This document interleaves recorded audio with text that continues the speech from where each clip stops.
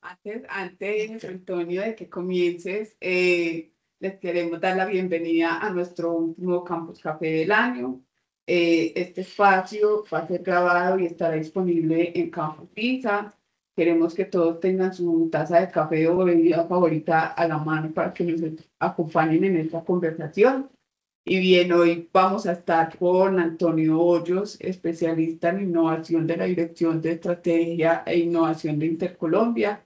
Él nos va a hablar de ese papel de la curiosidad y la suerte en la innovación, tratando de responder esa pregunta de si hay que prepararse para innovar. Entonces, en este espacio, Antonio, te doy ya la bienvenida y el micrófono es tuyo. Bueno, perfecto. Muchas gracias, Franci, a todos los que están acá en la sede y a todos los que se conectaron. Como les dice Franci, pues vamos a hablar un poco sobre esto que es el papel de la suerte y la curiosidad en la innovación. Y pues una pregunta provocadora que yo creo que a todos nos convoca, particularmente pues también a los que trabajamos en los temas de innovación, y es si hay que prepararse para la innovación.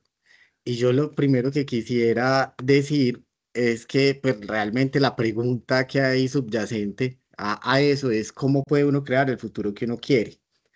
Porque innovar tiene que ver con hacer las cosas diferentes y hacer las cosas diferentes tiene que ver con que pasen cosas distintas en el futuro. Ustedes ven ahí una imagen que yo creo que de alguna manera pues muy futurista, pero representa un poco lo que es la esencia de nuestra compañía.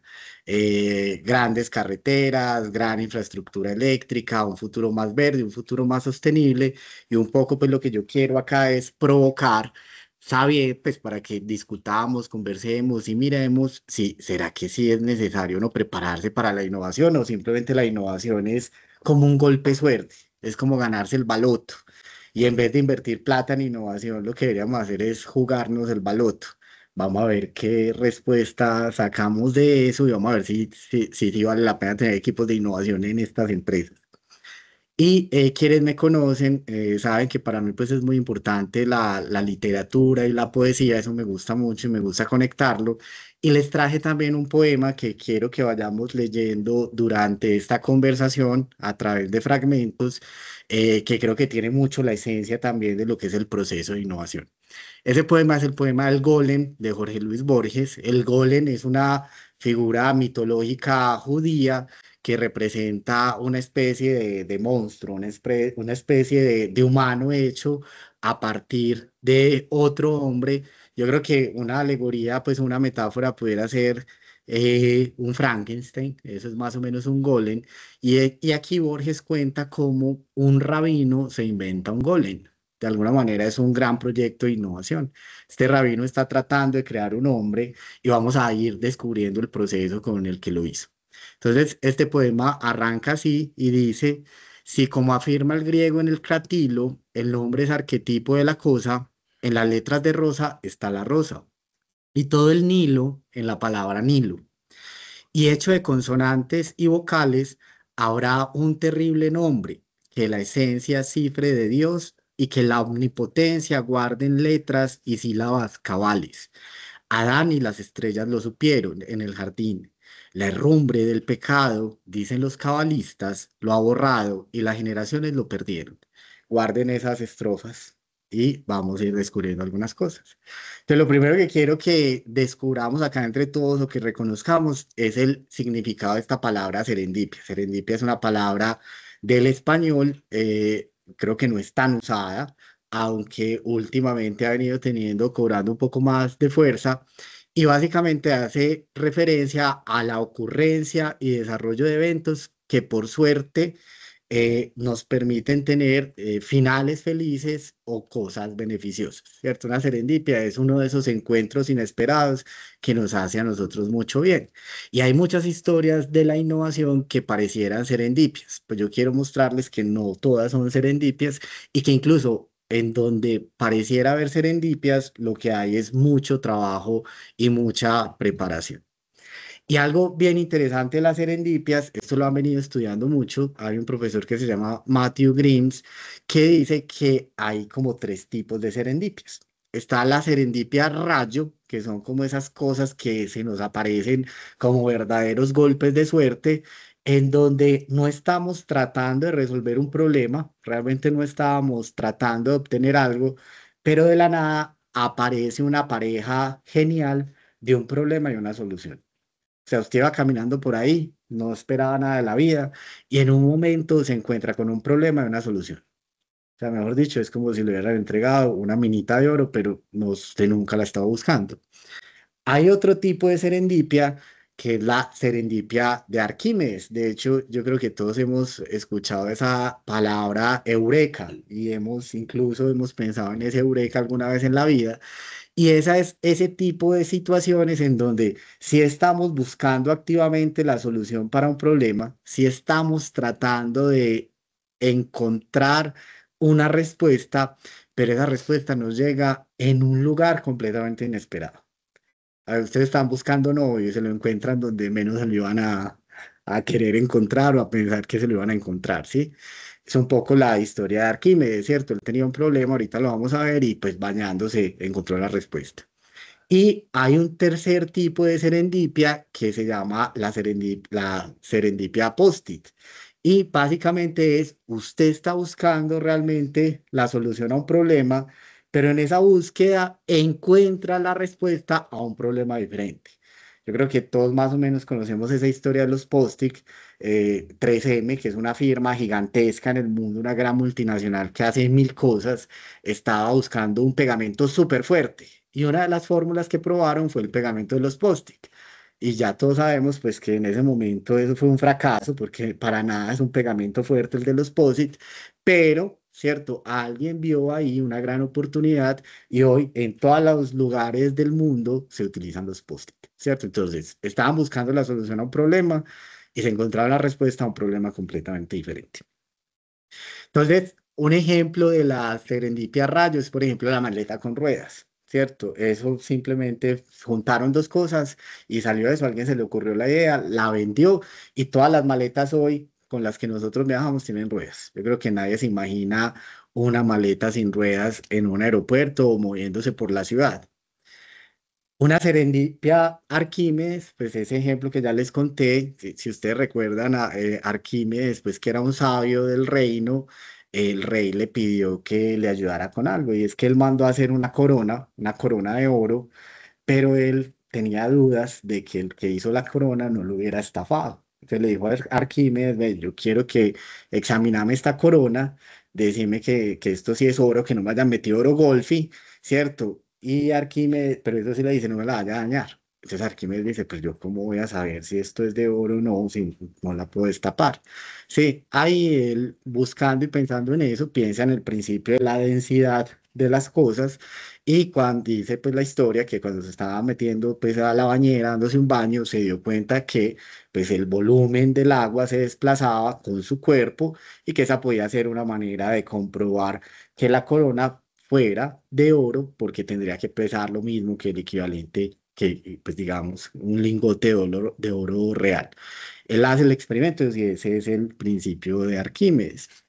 Y pues otra serendipia bien interesante que yo creo que ya le ha cambiado la vida al mundo, incluso creo que algunos de los que estamos acá no la cambiarán en el futuro, pensando en lo que va a ser el desarrollo natural de nuestra biología, y es por ejemplo el Viagra, ¿cierto? Ustedes conocen la historia del Viagra, algunos de ustedes no, pero el Viagra era una droga que experimentalmente se estaba probando para un problema del corazón, ¿cierto? Algo que se llama la angina de pecho. Entonces estaban buscando como un medicamento que permitiera como mayor flujo sanguíneo. Hicieron el experimento, eso como que no dio mucho resultado pues para lo que estaban buscando, pero fue muy curioso porque cuando le pidieron a la gente que devolviera como las pastillas y todo, no la querían devolver. Y decían que era mejor que siguiera el experimento. Luego se dieron cuenta, pues, que muchos de los hombres, pues, reportaron mayores erecciones, ¿cierto? Una mejora en su calidad, digamos, como de vida sexual. Y, pues, nació el Viagra. Sí, no sé si sabían la historia del Viagra, pero de ahí sale. Y es otro tipo de esas serendipias. Y un poco trayendo aquí esta frase que me parece pues valiosa en todo este contexto de Pablo Picasso, es que la inspiración existe, pero lo tiene que encontrar a uno trabajando. Y es que si ustedes piensan en esos casos que les acabé de mostrar, pues solo en ese caso esa serendipia rayo, pues a uno como que se le aparecen las cosas, pero realmente pues es cuando uno está pensando en los problemas, cuando uno está buscando soluciones, cuando uno le está invirtiendo tiempo con método a encontrar las cosas que se le van apareciendo a uno esas respuestas. Es decir, no es tan fácil que le aparezcan a uno las cosas como por ahí. Y hay otro ejemplo que creo que también es muy famoso en el mundo, es el ejemplo de la penicilina. Creo que todo lo estudiamos en el bachillerato, cuando teníamos las clases de química, biología, o sea, esto es muy famoso. Y ustedes saben que la historia de este señor es Alexander Fleming. Él estaba trabajando en su laboratorio estudiando unos hongos y resulta que él se fue de vacaciones. Él se va de vacaciones y por allá, pues digamos en 1928, él descubre o él pues ve que en esas cajas de Petri, alrededor de un hongo específico, dejaron como de crecer las colonias de bacterias. Y él dice, pues, ¿qué es esto? ¿Sí? Se encuentra la penicilina y es algo supremamente importante. Nada más se estima que el siglo pasado este descubrimiento logró salvar la vida de más de 200 millones de personas en el mundo, algo absolutamente relevante y que además fue como el inicio de lo que es la era de los antibióticos. Antes pues a usted se le infectaba una mano, una pierna y se la tenía que cortar. Hoy ya no, ¿cierto? Esto cambió la calidad de vida de muchísimas personas también en el mundo. Pero aquí quisiera destacar algo que es realmente lo importante y es que lo que pasó realmente aquí con Alexander Fleming fue que él en 1928 no dijo Eureka. No dijo, ay, me encontré ya un antibiótico. No, eso no fue lo que él dijo, ¿cierto? El día que él regresó de vacaciones, él lo que hizo fue ver esa caja y preguntarse a sí mismo, qué raro, ¿qué estará pasando acá? ¿Cierto? Entonces, uno no se encuentra las respuestas hechas, ¿cierto? Uno va construyendo esas respuestas con un atributo que es del que vamos a hablar, que es el que se llama la curiosidad, ¿cierto? Si Alexander Fleming no se hubiera preguntado qué raro, pues, esto es tan raro, ¿cierto? Y no hubiera querido indagar lo que pasó ahí, pues realmente no tendríamos la penicilina, ¿cierto? Entonces ahí quiero un poco empezar como a desmitificar una de las cosas grandes, y es que a veces creemos que la innovación es como un golpe de suerte. Y si bien la suerte tiene que ver mucho con la innovación, ¿cierto? El método es absolutamente relevante para poder materializar y concretar las cosas. Entonces, ¿qué es la curiosidad? Esta es una definición, pues digamos, muy simple y muy amplia. Es un poco ese apetito que todos tenemos por los nuevos intereses o la información, ¿cierto? O sea, a los que les gusta el chisme. Son curiosos, ¿cierto? A los que les gusta aprender mucho, son curiosos. A los que les gusta estudiar, son curiosos. A los que les gusta viajar, son curiosos, ¿cierto? Y esto incluso es algo bien interesante porque si se quiere es un poco como esa dimensión como estética de la vida. Ustedes saben que pues hay muchas dimensiones. Pues, hoy como en la era en la que nosotros vivimos, una dimensión de la vida es como muy la utilitarista, ¿cierto? ¿Usted qué hace? ¿Cuál es su profesión? ¿Dónde trabaja? ¿Para qué sirve? ¿Qué entregó? ¿Qué produjo? Esa es como una mirada, ¿cierto? Pero hay otra mirada que es la mirada como estética de la vida, ¿cierto? La mirada estética de la vida es uno viene acá para disfrutarse la vida, para ser feliz. Eso no lo está diciendo ningún vago, eso lo decía Aristóteles por allá, ¿cierto? Hace mucho tiempo, cuando hablaban del sentido de la vida. Y yo creo que la curiosidad es un poco un atributo estético que todos tenemos y que como vamos a ver, lastimosamente todo lo teníamos absolutamente desarrollado y por una razón que sí tiene nombre, lo fuimos perdiendo, ¿cierto? Entonces, acaba de haber una invitación y una provocación para que pensemos distinto. Entonces, lo primero que uno piensa cuando habla de curiosidad, en la cultura hay un dicho que dice que la curiosidad mató al gato, ¿cierto? Un dicho muy malo, ¿cierto? Porque lo que dice ese dicho es que usted no puede ser muy curioso, ¿cierto? Entonces, la pregunta es si la curiosidad mata al gato y yo les voy a decir que en la innovación no.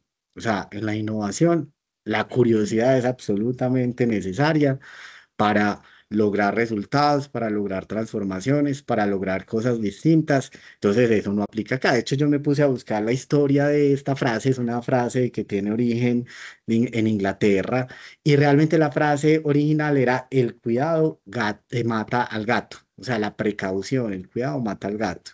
Ya luego fue como mutando hasta tomar un sentido completamente distinto y pareciera ser que tiene que ver más como con las relaciones de poder. Es como un dicho que se le dice a la gente como que no se meta con lo poderoso, no se meta con lo que usted no puede manejar porque le puede dar eso, pero yo creería que en innovación.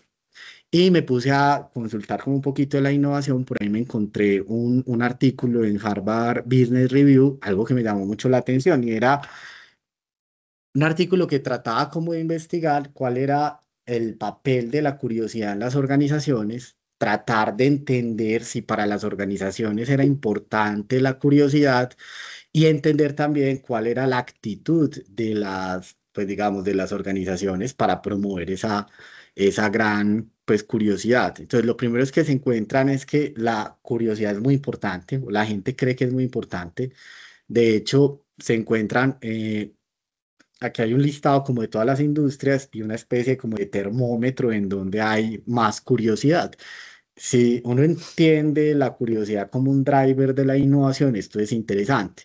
De hecho, si ustedes ven, yo por ahí resalté esas industrias de la energía donde nosotros estamos, están por ahí como por la mitad. No somos de las industrias donde hay más curiosidad, donde necesariamente hay más innovación, tampoco somos de las que hay menos, pero hay dos hechos que me llamaron particularmente la atención de este estudio y es que si bien el 65% de las personas afirmó que la curiosidad era esencial para descubrir nuevas ideas, prácticamente, y miren que ahí es donde empezamos nosotros a ver esas contradicciones, o sea, todo el mundo sabe que la curiosidad es muy importante, pero prácticamente ese mismo porcentaje de personas sentía o se sentía incapaz de hacer preguntas en el trabajo. Entonces uno le tiene que preguntar, ¿cómo así que yo no soy capaz de hacer preguntas en el trabajo? ¿Qué es lo que pasa en ese clima organizacional? ¿Qué es lo que pasa conmigo? ¿Qué es lo que pasa con mis compañeros? ¿Qué es lo que pasa con mi jefe? ¿Qué es lo que pasa con la empresa? Que yo, que sé que es muy importante la curiosidad y hacer preguntas no las hago. ¿Por qué me callo las preguntas? Pero lo otro también terminó siendo bastante interesante y es que el 86% eh, de las personas afirmó que en sus empresas, ¿cierto? Sus empleadores alentaban la curiosidad, pero curiosamente, ¿cierto? El 66% dijo también que encontraba siempre, el 60% que encontraba siempre barreras para ser curioso en el trabajo. ¿Cuáles son esas barreras para ser curioso en el trabajo? Cuando usted hace una pregunta y le dicen, este tan preguntón, ¿cierto? Que parecieran cosas tan nimiedades, ¿cierto? Pero que terminan siendo un poco esos arquetipos también culturales que van condicionando la forma en la que nosotros actuamos. Entonces, llama mucho la atención esto. Si la curiosidad es algo tan interesante y tan importante para la innovación, para la transformación, ¿cómo hace uno para que en los espacios laborales pueda haber innovación? Y miren esto tan impresionante, este dato me llamó mucho la atención. Yo tengo un niño pequeño de 2 años y medio, se llama Pablo, y yo veo a Pablo y Pablo es increíble. Pues, o sea, Pablo todo el tiempo tiene energía, todo el tiempo está explorando, todo el tiempo quiere saber más, todo el tiempo quiere coger algo, desarmar algo, todo el tiempo, todo el tiempo. De hecho, este mismo estudio revisaba y en promedio un niño hace 300 preguntas al día. Yo creo que quienes han sido mamás o papás saben que eso es real, incluso pudiera ser más alto, pero miren lo que pasa. Cuando las personas ingresamos a la educación secundaria, la cifra se reduce prácticamente a ninguna. O sea, ¿qué pasa en el proceso de desarrollo de un ser humano? Que pasamos de ser un niño lleno de preguntas, un niño o una niña lleno de preguntas, y más que lleno de preguntas, es con la voluntad y con el apetito de aprender y conocerlo todo, para que llegue un momento en el colegio en el que nosotros no queramos decir nada, ni queramos preguntar, ¿sí? Pues la pregunta que yo me haría es de qué nos estamos escondiendo, ¿cierto? ¿Cuáles son esas formas de relacionarnos que nos dicen que no podemos preguntar, ¿cierto? ¿Cuál es el temor que empieza a embargarnos a nosotros a través de las preguntas, ¿cierto? Hay una idea que pues yo creo que por fortuna se va rebatiendo mucho, pero y es que pues si usted pregunta es porque no sabe. Y no, resulta que pues precisamente las preguntas son las que le permiten a uno ir alimentando el intelecto, el conocimiento, la sabiduría, que son muy importantes. Pero mire lo que pasa también, y es que en la edad adulta, como la mayoría de todos los que estamos acá, ¿cierto? Nuestra disposición a hacer preguntas puede variar de tímida a hostil. Es decir, o sea, no solo nos da pena, sino que a veces nos da rabia que otras personas pregunten. Entonces, ¿qué está pasando con nosotros, cierto? Y si la curiosidad es tan importante para la innovación, porque realmente lo que permite que vayamos más allá en el descubrimiento de los hechos, ¿cómo la vamos a cuidar en un entorno laboral? ¿Sí? Creo que me llamó mucho esto. Y pues una de esas conclusiones también es que la curiosidad es una capacidad innata que está incorporada en todos nuestros cerebros, pero nos han enseñado a reprimir. ¿Sí? Entonces, un llamado para los que son papás: no repriman a sus niños, no déjenlos preguntar, ¿sí? En los colegios traten de que hagan muchas preguntas, a cultivar esa confianza en los niños, y también pues ya quienes estamos ya grandes, pues estar muy abiertos a las preguntas y no temerle a alzar la mano siempre que nosotros queramos hacer. Pero entonces, pues yo también leyendo esto me hacía esta pregunta y era: ¿por qué es importante entonces hacer espacio para la curiosidad en el trabajo? De hecho, ¿por qué es importante esta conversación? Porque uno dice, pero esa conversación con el título tan raro, pues esto tenía un título más aburridor. Yo dije, no, voy a cambiarle un poquito el título para provocar más. Y un poco acá está esto, y es cuando uno deja hablar cuando uno deja que hable la curiosidad, ¿cierto? O cuando uno le da espacio a eso, no solo habla de eso, sino que deja que eso pase de verdad.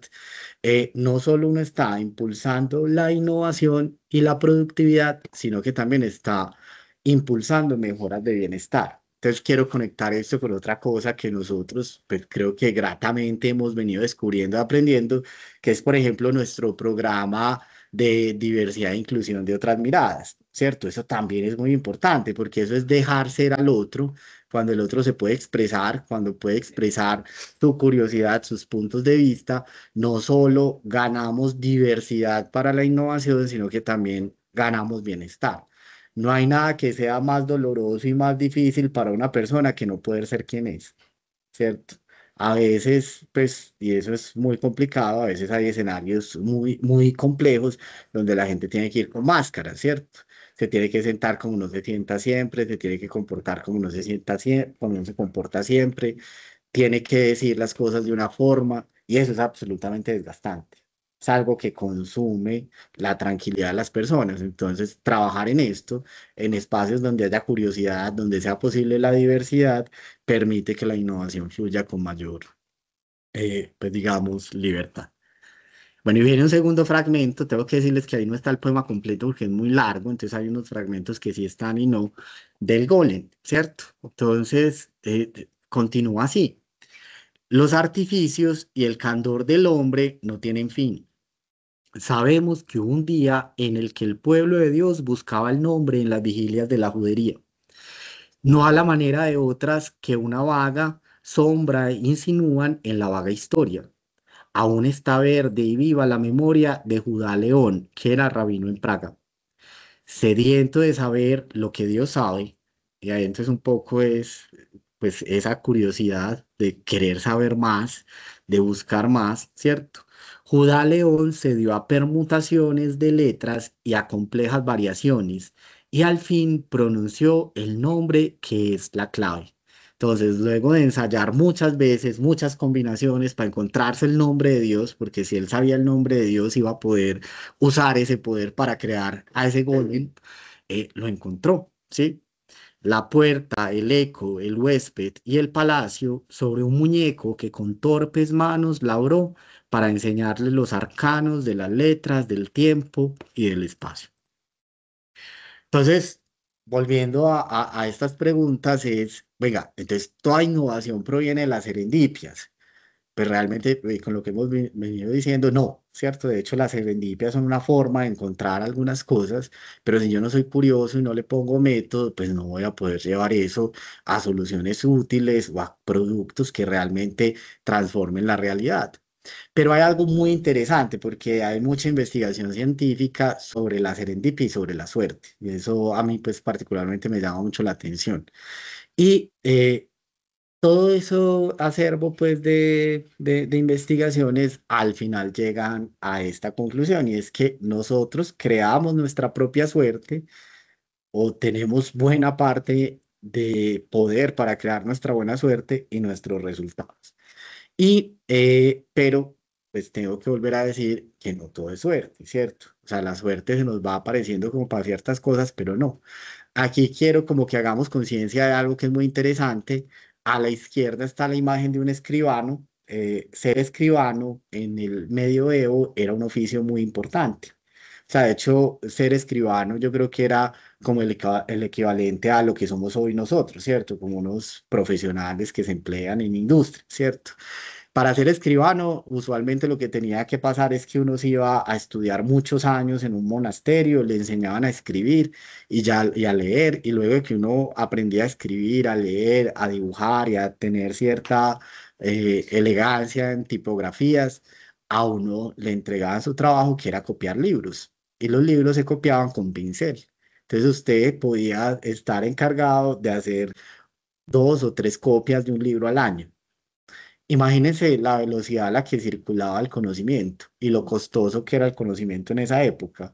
Si un libro se demoraba 6 meses en ser copiado por un escribiente, era un oficio muy rentable para ellos. O sea, de hecho, ellos eran el orgullo de las familias, ¿cierto? Pero eso era terrible para la circulación de conocimiento en la sociedad. Y ya luego, uno de los grandes inventos, que también esto es de lo que le enseñan a uno en el colegio, pero es verdad, uno de los grandes inventos, creo que tan revolucionario en su época como lo que hoy pudiéramos considerar el Internet, es la imprenta, ¿cierto? ¿Qué logró la imprenta? Que eso que era la posibilidad de sacar 5 libros por año, que podía hacer un escribiente, pues pasara a miles de libros que uno podía sacar en un momento determinado a través de una máquina como la imprenta, que en su momento también fue muy rudimentaria, pues, o sea, era letra por letra, usted empezar a armar esos textos página por página, o sea, eso era muy rudimentario, pero claramente significó una mejora de método que cambió el mundo. O sea, a partir del nacimiento de la imprenta, el costo de los libros disminuyó y la circulación de conocimiento creció exponencialmente. De hecho, eso impulsó muchísimo, pues, la educación, la democratización del conocimiento, y gracias a eso, pues, probablemente hoy nosotros también somos lo que somos. Y viene, pues, otro fragmento de este poema, y es este, ¿sí? Ya aquí se refieren a lo que pasó con ese golem. Te recuerden que en el fragmento anterior, él haciendo permutaciones encontró el nombre de Dios. Y con el nombre de Dios le dio vida a ese golem.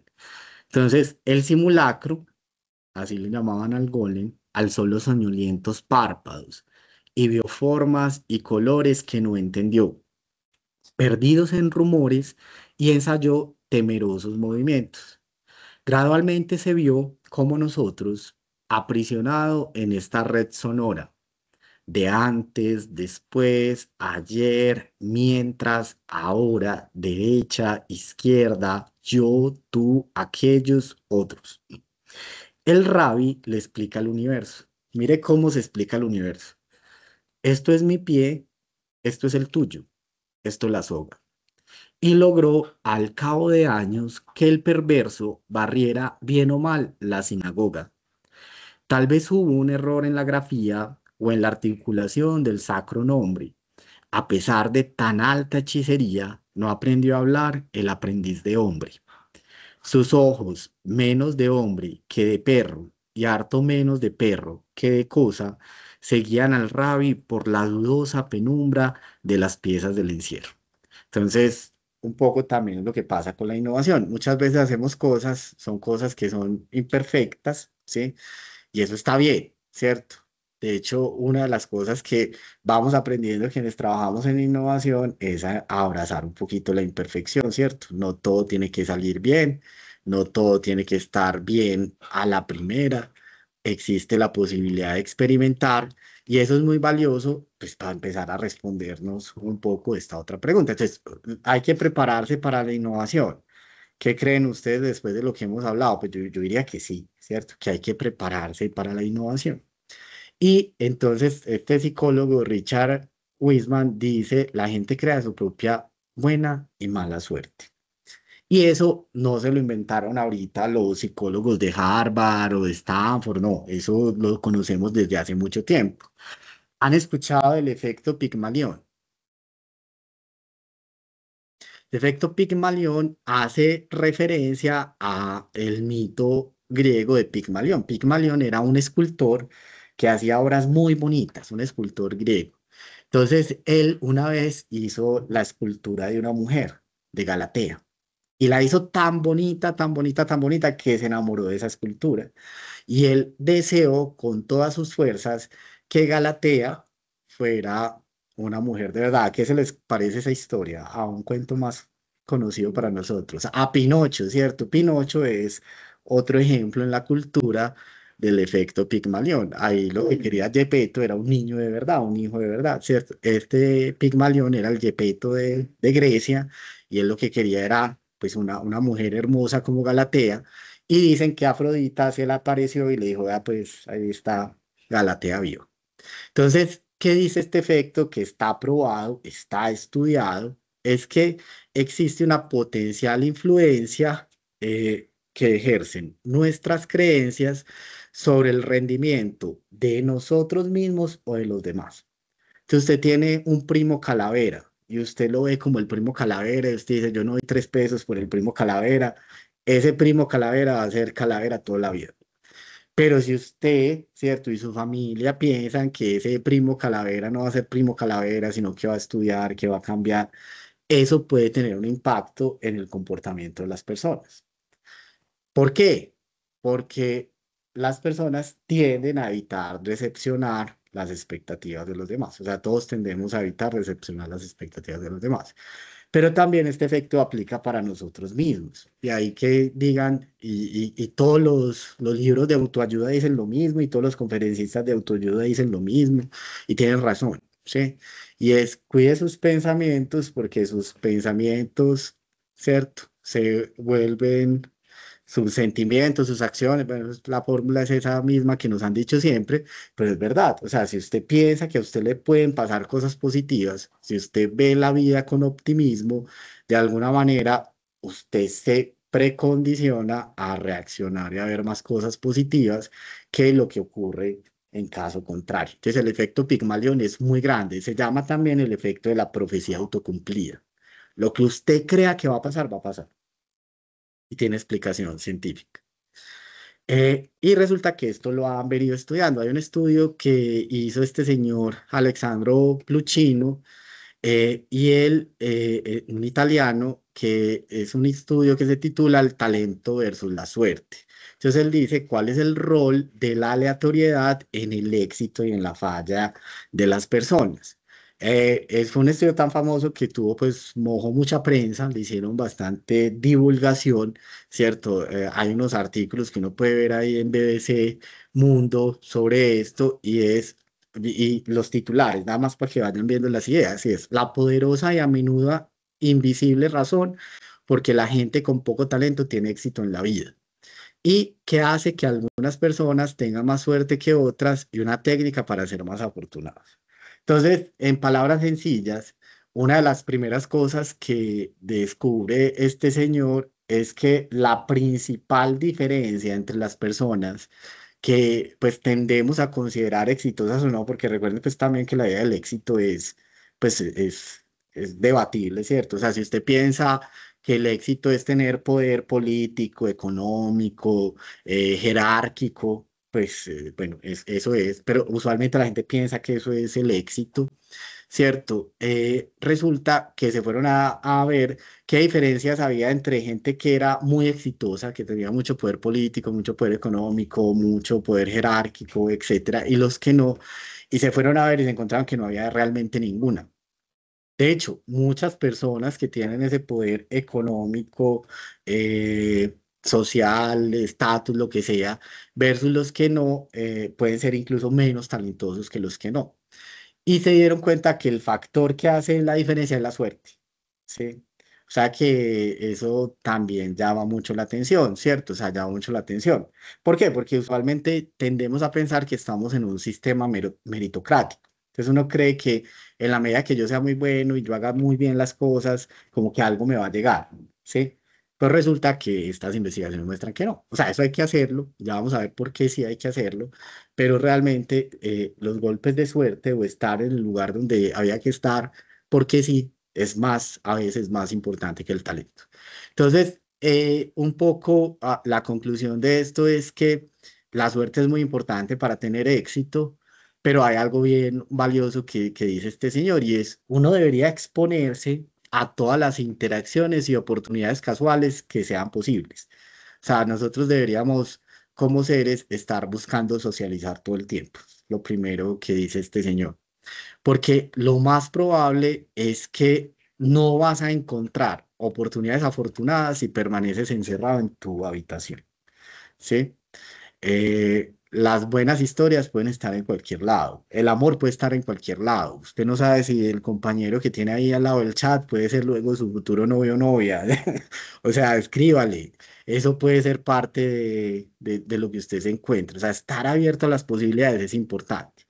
Y resulta que eso lo han estudiado, ¿sí? Y lo llaman como el mindset de las serendipias. O sea, venga, o sea, si la suerte es tan determinante en el futuro de las personas, no solo el talento, sino la suerte, yo entonces, ¿cómo apuesto por crear un poquito más de suerte en mi vida? ¿Qué puedo hacer yo por crear un poquito más de suerte en mi vida? Entonces, dicen que un mindset para la serendipia es darse cuenta de que nos podemos nosotros mismos abrir a lo inesperado. O sea, en la medida que nosotros realmente tengamos una actitud más tranquila, más abierta, más tolerante a lo imperfecto, es posible que nos dejemos sorprender por las cosas buenas. De hecho, según la ciencia, hay una cosa que se llama la activación reticular. Yo no sé si a ustedes les ha pasado que alguna vez se toman un café con alguien y mencionó a Polonia.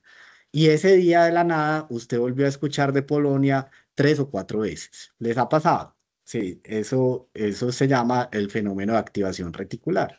Y es que, o sea, hay tantos datos y tantas cosas que están pasando todo el tiempo en nuestras vidas que el cerebro pues no es capaz de percibirlo todo. Pero cuando algo le genera algo de atención, entonces él se abre a seguir percibiendo ese tipo de cosas.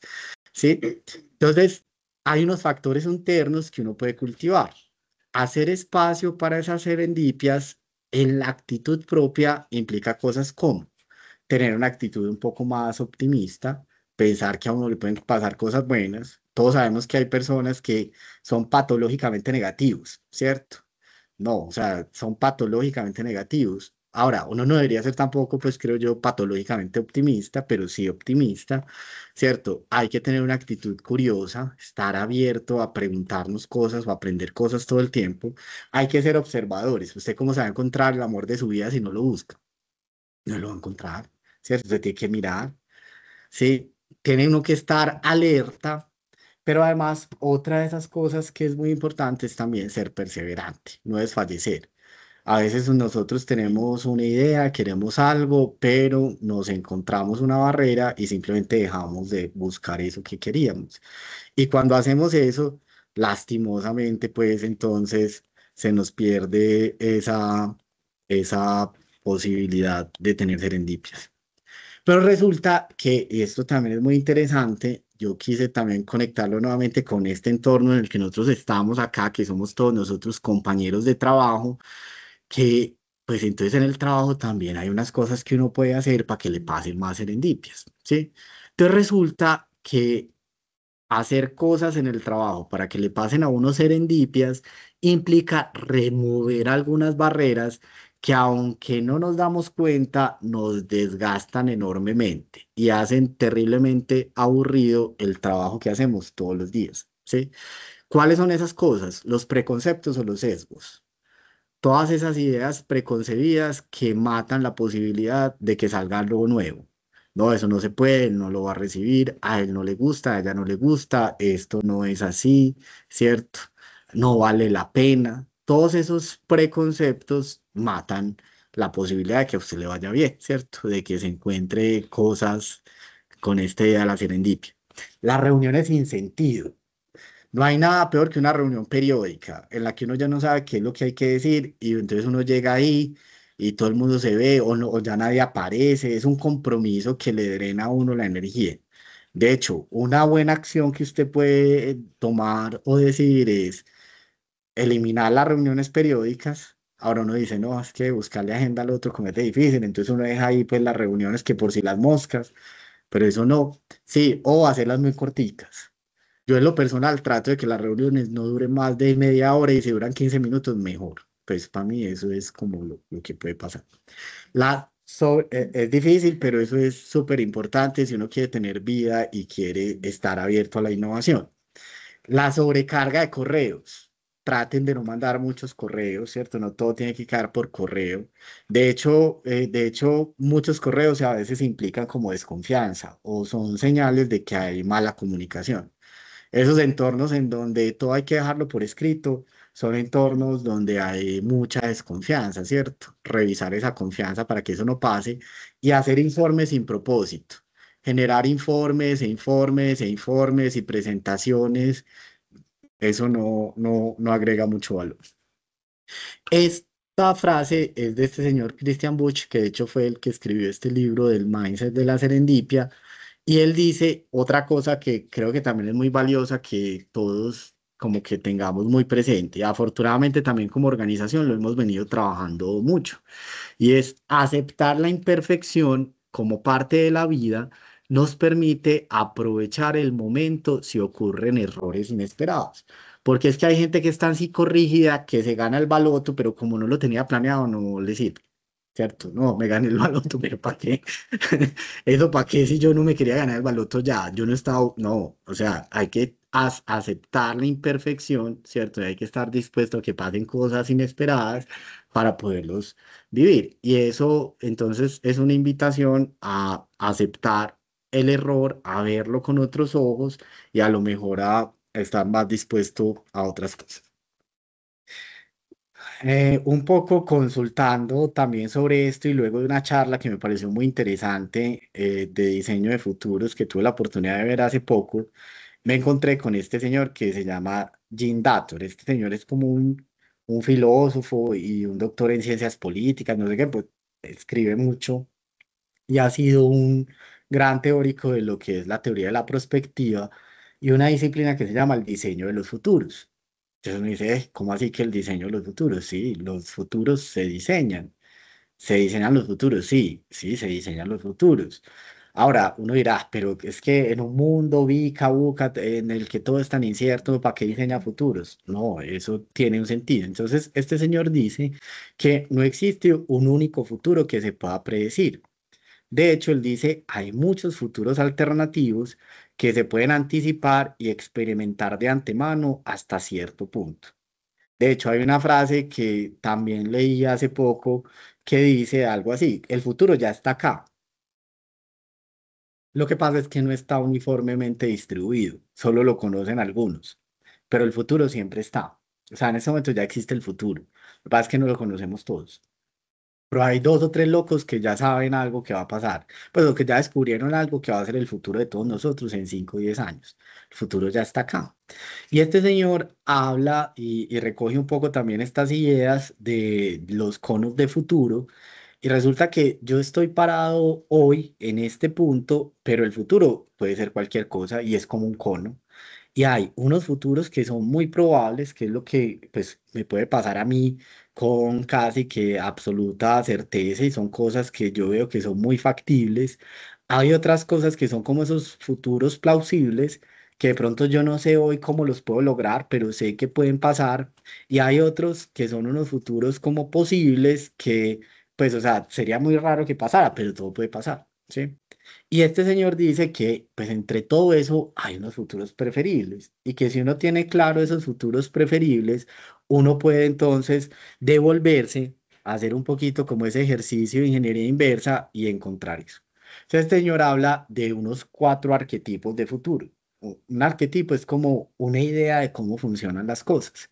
Entonces él habla de que el futuro analizó muchos casos, muchos ejemplos, sistematizó mucha información y se dio cuenta de que las ideas del futuro se pueden entender en cuatro arquetipos. Hay un futuro que es el futuro de crecimiento continuo, más de lo mismo y mejor. Hay un futuro o una idea de lo que puede pasar en el futuro que se llama la idea del colapso de los nuevos comienzos. Y es, hay cosas que pueden ir muy bien, pero pueden desaparecer en cualquier momento. Hay otra idea de futuro que es ellos lo llaman la idea de disciplina, entonces las cosas van desarrollándose hasta cierto punto, hasta que se normalizan, y hay una idea de futuro que es la idea de futuro de la transformación. Esto era así, pero luego llega una cosa que cambia completamente el entendimiento del desarrollo. Eso para decir que los futuros se pueden diseñar y que uno puede pensar en esos escenarios y usar esos escenarios para determinar cómo trabajarlos. Y un poco también respondiendo a esa pregunta de si hay que prepararse para innovar, quise también traer esta información. Este es un ranking de los países más innovadores del mundo. En los primeros 10 países uno ve países como Suiza, Suecia, Estados Unidos, Finlandia, Alemania, Corea del Sur. Y cuando nosotros vamos a ver cómo está Colombia, yo sé que aquí también hay compañeros de Chile, de Brasil, pero cómo está Colombia, nos encontramos a Colombia en el puesto 66, ¿sí? Siendo el tercero en Sudamérica, debajo de Brasil y Uruguay. Y si uno se pregunta esto, ¿por qué es así? No es solo por suerte, sino pues por lo que ellos hacen, ¿cierto? Invierten en tecnología, invierten en conocimiento, invierten en universidades, invierten en alimentación, porque los niños que no tienen buena alimentación, pues no pueden aprender correctamente. Eso es lo que hacen este tipo de países. Y ya como para ir cerrando y contarles pues también, porque no digan esto es solo carreta, sino para mostrarles un poquito de lo que nosotros hoy estamos haciendo también en Intercolombia, si uno reconoce que las dimensiones de la innovación en un contexto empresarial terminan siendo estas tres, la cultura, la innovación incremental y el desarrollo de nuevos negocios, entonces uno trabaja sobre eso. Y un poco, hay una frase que también me pareció muy pertinente para esto y dice lo siguiente, es, formamos nuestras herramientas y posteriormente nuestras herramientas nos dan forma. Y eso es una verdad. O sea, la forma en la que nosotros pensamos termina influida por la forma en la que nosotros hacemos las cosas. Hay dichos populares colombianos que hablan de eso, ¿cierto? O sea, el que tiene un martillo todo lo ve como un clavo, ¿sí? Y lo otro es, dicen también por ahí que el paciente se enferma de lo que el médico sabe, ¿cierto? O sea, el médico, ¿qué es lo que es capaz de diagnosticar? Lo que él conoce. Y entonces termina diciendo que esa es la enfermedad del paciente. Entonces, un poco para eso, para contarles que nosotros hoy en Intercolombia estamos viviendo una transformación que vivimos a través de un ecosistema que llamamos Solucionarte, que tiene distintos frentes, centros de excelencia, células de experiencia, estrategias para la gestión del error, incubadoras de innovación, etcétera, donde hay unos principios en los que buscamos la flexibilidad, la adaptabilidad, la agilidad, la innovación y sobre todo en donde pasamos muy bueno. Esta fue una foto de una experiencia que vivimos la semana pasada. Esas risas no son fingidas, no les pagamos a ellos para que se rieran, ¿no? Eso se siente, ¿sí? Y pasamos muy bueno.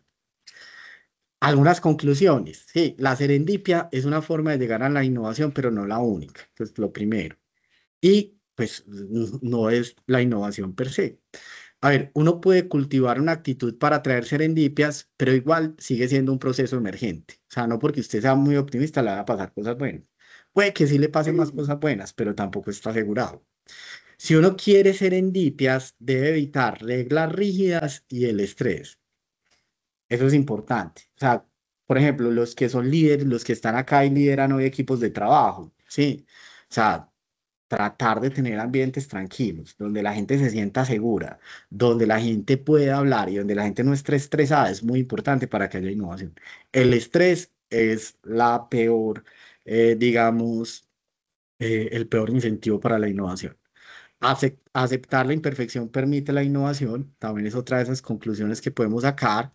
Adoptar nuevas formas de trabajo también facilita la innovación. Estamos abriendo nuestro cerebro a pensar distinto. Innovar tiene métodos y esto también me fue importante. Algunos de ellos muy tradicionales, por ejemplo, la investigación científica, la investigación y desarrollo. Y eso es innovación. Porque entonces a veces caemos en el mito de que la innovación es hacer las cosas diferentes y ya. No es que no está haciendo lo suficiente innovador porque no me trajiste la solución para mañana.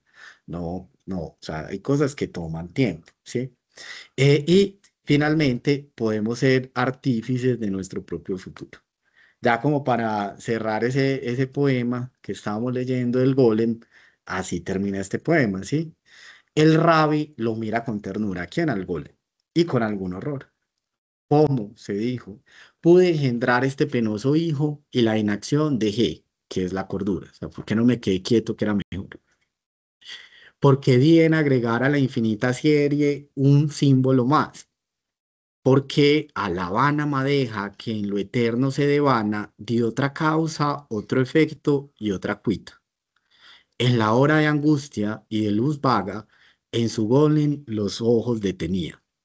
¿Quién nos dirá las cosas que sentía Dios al mirar a su rabino en Praga? ¿Sí? Entonces, esto era lo que les quería compartir en esta conversación de hoy. Bueno, Antonio, muchas gracias por este espacio de conversación. Y antes de abrir el micrófono a todos nuestros participantes, yo me quedé pensando en algo y es en el caso que ponías de la curiosidad en los niños. Y es de pronto el contexto tiene mucho que ver con esa manera de incentivar la curiosidad. Por ejemplo, si un niño está en un contexto donde los papás le regañan todo el tiempo, donde no tiene alimentación de vida, X motivos, el niño no creo que se atreva a preguntar, ¿cierto? Entonces, lo mismo podría traspolarse, por ejemplo, a nivel organizacional. Si en la organización no hay un contexto o un ambiente o una cultura organizacional que nos dé apertura a ser curiosos, a proponer, a incentivar, que obviamente no es el caso pues, de seis empresas, eh, no se haría esa innovación, no se haría algo como, por ejemplo, lo que ustedes están haciendo con Solucionar. ¿Te crees que eso tenga algo que ver? Sí, no, claro, por supuesto. O sea, para que las cosas prosperen, tiene que prosperar en un ambiente. Pues uno es uno y el contexto en el que está, eso lo decía Descartes, ¿cierto? Yo soy.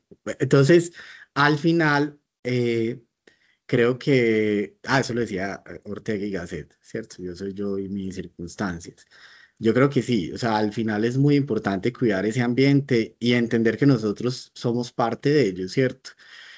Yo creo que lo que dices es muy cierto, Francis, o sea, Nice y sus empresas estamos haciendo una apuesta para eso, pero también en algunos escenarios todavía no hemos logrado permear. O sea, no todos los equipos de trabajo, no toda la organización tiene esa actitud dispuesta a la experimentación o esa actitud abierta al error o a la diversidad.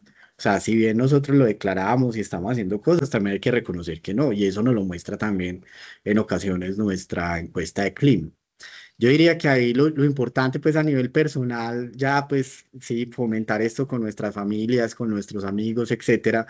Y en el nivel profesional, sentirnos completamente empoderados y corresponsables para facilitar la innovación.